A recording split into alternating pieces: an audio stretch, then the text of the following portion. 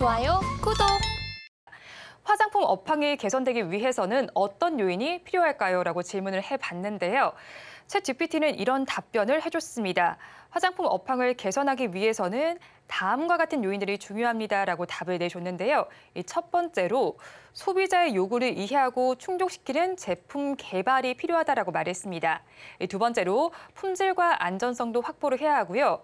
세 번째로는 친환경이 아무래도 기조이다 보니까 지속 가능한 제조와 포장을 해야 한다라고 말을 했습니다.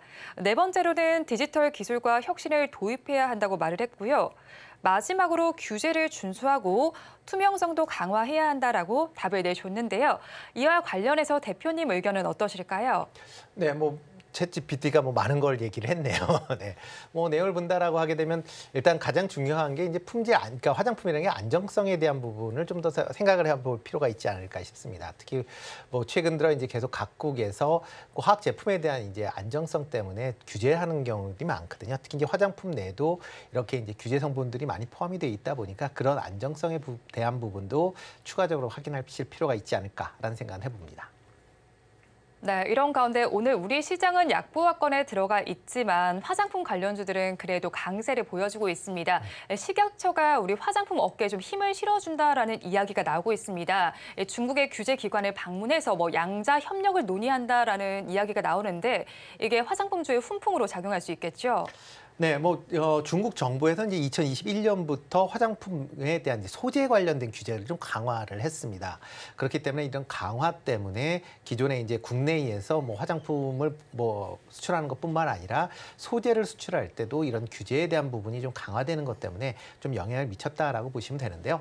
식약처에서 이제 해당 국장이 이제 중국의 국가약품감독관리국 국장과 관련된 내용을 협의를 한다라는 게 이제 뉴스로 나왔습니다. 그렇게 된 주요 내용을 본다라고 하게 되면 중국 내에 지금 수입되고 있는 한국 화장품과 한국 화장품 원료에 대해서 국내 여러 이제 안정성에 대한 테스트를 진행을 하고 있고 국내에서 검증을 하고 있기 때문에 이런 국내에서 검증했었던 내용을 중국 내에서도 그대로 인정을 해달라라는 게 이제 가장 큰 요청이다라고 보시면 될 것 같습니다. 현재는 국내에서 아무리 이렇게 검증을 받아도 중국 내에서 또 별도의 검증을 거쳐야 됐거든요. 그러다 보니까 수출 관련돼서 상당히 좀 지연되는 그런 부분이 있었다라는 게 조금 이제 문제가 있었고요. 그런 걸 좀 해결하기 위한 노력이었다라고 보시면 될 것 같습니다. 이와 더불어 이제 중국의 뷰티 박람회가 12일까지 있을 예정인데요. 여기 내에서 중국 화장품 정책 및 법규 설명회라는 그런 이제 그러니까 포럼이 있는데 여기에서 국내 화장품의 안전관리 제도를 이제 설명하고 그다음에 중국 업체들에 대해서도 국내 화장품에 대한 우수성을 아마 홍보한다라는 그런 이제 내용들이 포함이 되면서 화장품주들이 오늘 좀 강한 그런 시세 탄력을 받는 거 아닌가라는 생각을 해보고 있습니다. 네, 우리나라에서 검증을 받았다면 중국에서도 그대로 인정을 해달라라는 골자의 내용을 가지고 협의가 진행 중인 것 같은데요. 이런 가운데 리오프닝 기대감도 있죠. 이렇게 되면서 화장품주 전반이 훈풍을 받았다라고 볼 수 있는데 관련해서 실적도 좋게 나오고 있습니다. 코스메카 코리아 같은 경우에는 장 초반에 상한가까지 바로 직행을 하는 모습을 보이기도 하면서 일부 종목에선 상한가 행렬이 이어지고 있기도 한데요. 또 2분기는 실적도 좋을 것으로 예상이 되는 만큼 그에 맞춰서 주가도 갈 수 있을까요? 일단 화장품 내에서도 아마 조금 이제 차별화되지 않을까라는 생각을 해보고 있습니다. 특히 중국 내에 완제품을 수출하는 업체들은 그닥 재미가 없을 가능성이 좀 높다라고 보시면 될 것 같은데요. 그 이유는 중국 내의 화장품의 품질이 국내 화장품 이상으로 지금 올라와 있는 상황이기 때문에 관련된 중국 내에서 과거와 같이 한국 화장품에 대한 인기가 커지긴 좀 어렵다라고 보시면 되겠습니다. 대표적으로 아모레 퍼시픽 같은 경우는 설화수를 제외한 나머지 중저가 라인은 중국에서 오프라인 매장을 전부 다 철수한 그런 상황입니다. 설화수 같은 경우만 예외적으로 백화점 내의 매장만 유지할 만큼 이제 중저가에서는 국내 업체들의 경쟁력이 상당 부분 좀 약화될 수밖에 없다라고 보여지고요. 대신 이제 중국의 화장품 업체와 이제 OEM이나 ODM 형태로 진출하는 그런 이제 기업들은 관심을 좀 가지실 필요가 있지 않을까라는 생각을 해보고 있습니다. 뭐 오늘 실적을 발표한 코스메카 코리아 같은 경우도 ODM 업체입니다. 그렇기 때문에 화장품 중국 내에 생산 공장이 있고 중국 업체들한테 이제 ODM 물건을 받을 수 있기 때문에 실적이 좋아졌다라고 보시면 될 것 같고요. 만약 이렇게 중국 내에서 생산 공장이 없거나 아니면 ODM을 받을 수 없는 업체들은 상대적으로 실적이 부진할 가능성이 커졌다라고 보시면 될 것 같습니다. 중국 시장 이외의 지역에서의 매출 호조세를 기록을 하는 그런 업체 중심으로 좀 관심 있게 보시면 좋을 것 같고요. 뭐 최근에 이제 실적을 발표한 크리오 같은 경우는 1분기 역대 최대의 이제 분기 실적을 기록을 했습니다.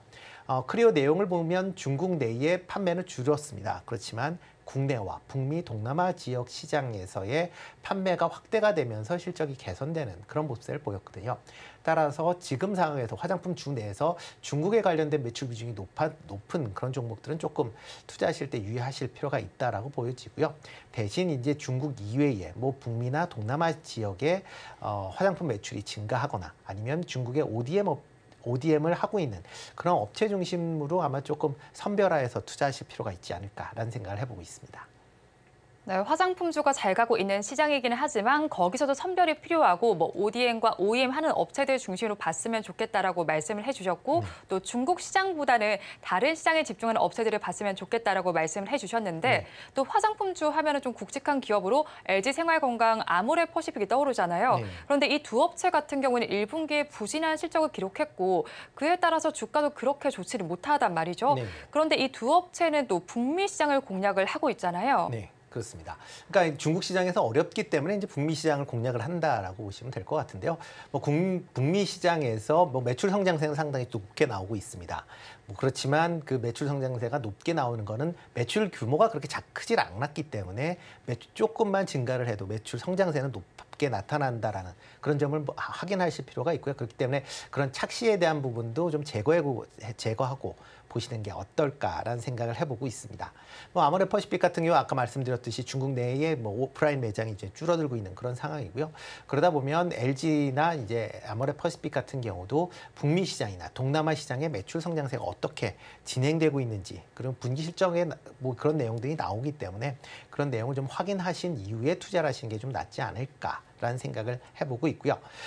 특히 뭐 이제 보유 종목 같은 경우에는 근데 화장품 업종 자체가 이제 조금 뭐 엔데믹 관련돼서 이제 기대감은 이제 분명히 있을 수는 있겠지만 실적까지 나올 때까지는 아마 조금 더 시간이 걸릴 가능성은 있으니까 만약 기보유자이실 경우에는 뭐 비중을 좀 축소하시는 그런 이제 하시는 게 좀 어떨까라는 개인적인 생각을 해보고 있고요. 만약 투자를 하시겠다라고 생각을 하시면 좀 더 시간을 매출이나 실적 같은 걸 좀 확인한 이후에 투자를 하시는 게 좋지 않을까 싶습니다.